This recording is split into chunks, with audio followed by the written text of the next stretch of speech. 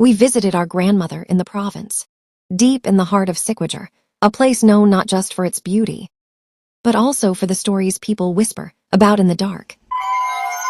The journey took 4 long hours, each mile taking us farther away from the safety of the city, and deeper into a place that seemed stuck between the past and something unexplainable. After the long bus ride through winding mountain roads and thick jungles, we finally reached the port. A heavy mist clung to the sea as we boarded the boat. It wasn't new. Rust clung to the rails, and the wood creaked with every step. The air felt heavier the closer we got to the island. It was as if the island itself was watching us approach.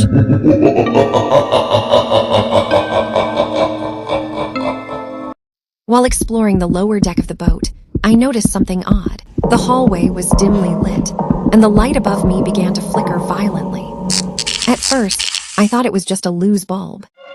But then, the flickering stopped, and the light turned off completely. In the sudden darkness, I felt an icy chill run down my spine.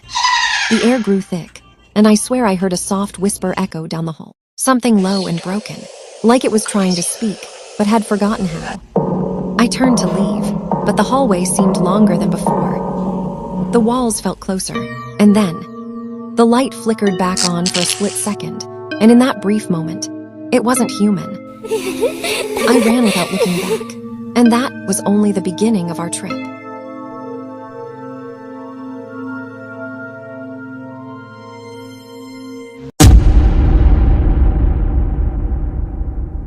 We finally arrived at the port, the salty air clinging to my skin.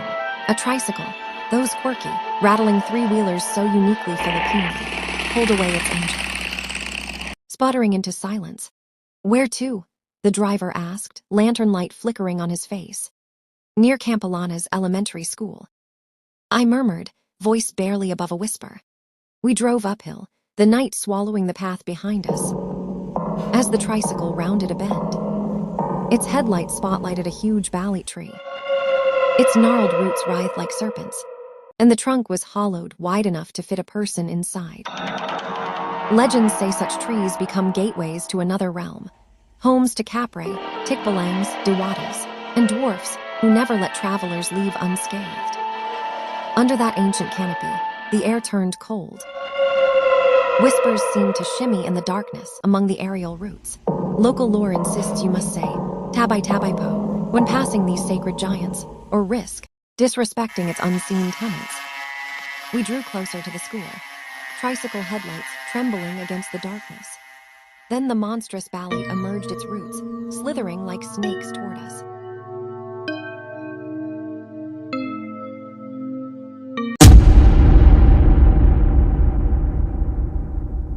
The monstrous balit emerged, its roots slithering like snakes toward us.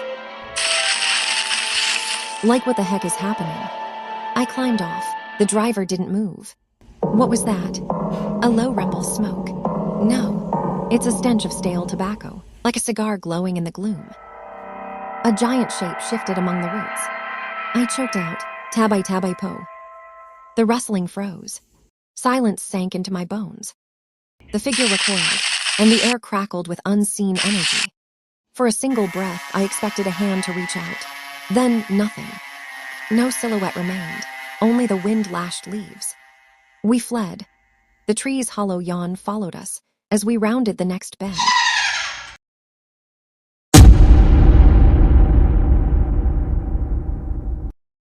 Finally, we arrived at grandmother's house. We visited her because it was her birthday.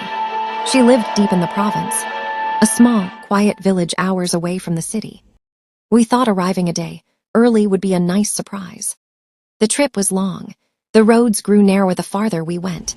Trees lined the highways like silent watchers, and the air changed, thicker, colder, as if we were being slowly pulled into another world.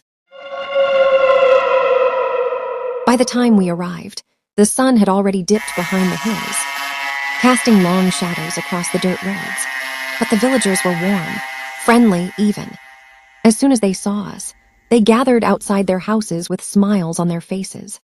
They welcomed us like long-lost family, offering plates of food, grilled meats, sticky rice wrapped in leaves, fruits that glistened under the dim moonlight. They said it was to celebrate our arrival. We were touched. City life doesn't come with this kind of warmth. My sister almost took a bite of a small, round cake when our grandmother appeared from the shadows. She looked different, older than we remembered. Her face looked more tired, but her eyes were sharp. "Don't eat that," she said firmly, her voice low but urgent. She grabbed the cake from my sister's hand and tossed it into the grass.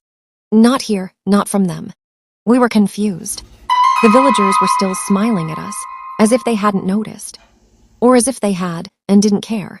That night, inside my grandmother's house, she lit a single candle and made sure every window was shut tight.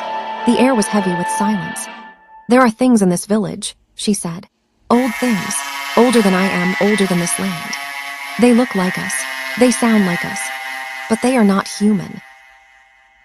She told us of spirits, Tagluger she called them, shapeshifters, spirits that live among the trees and hills, who come down during special occasions. Drawn to celebration and life, they wear the faces of the dead, or of those who have gone missing in the woods. They blend in perfectly, and they bring food. "It's a trap," she whispered. "If you eat their food, you open a door. You let them in. After that, it's only a matter of time before they take something from you. Your memory, your face, your soul." I didn't want to believe her, but that night I couldn't sleep. I kept thinking about the villagers, how their smiles never faded, how their eyes never blinked, how not one of them seemed to age. At around midnight, I heard footsteps outside, slow, dragging. They circled the house. My sister clutched my arm. We stayed quiet, barely breathing. Then came the knock. Not at the door, but at the window. We didn't answer. We didn't move. The candle flickered wildly, though there was no wind. A voice came, soft, sweet. "You must be hungry. Come, eat with us." We stayed silent. "We made your favorites. Don't be rude." The doorknob turned, even though we'd locked it. Slowly, it creaked open a few inches before slamming shut on its own. The candle went out. Darkness swallowed the room. In the pitch black, we heard more footsteps, not outside but inside. We never saw what it was, but we heard our grandmother begin to chant in a language we didn't recognize. Espíritus errantes, marchaos, por siempre alejados, por siempre sellados, que así sea, que así sea, que así sea. The thing screamed, a sound that didn't belong to any living creature. And just like that, it was gone. The next morning, we found footprints in the dirt around the house, but they weren't human. They looked like hooves or claws. We stayed inside until my grandmother said it was safe. When her birthday finally came, the villagers threw a feast. But this time, none of them smiled. They just watched us from a distance, whispering among themselves. We didn't eat. We left the next morning. On the way out, I looked back. One of the villagers was standing by the tree line. A young woman, pale. Her mouth was too wide, her head tilted too far to the side. She waved at me, but something was wrong with her arm. It bent backward. I didn't wave back. We've never returned to the province since.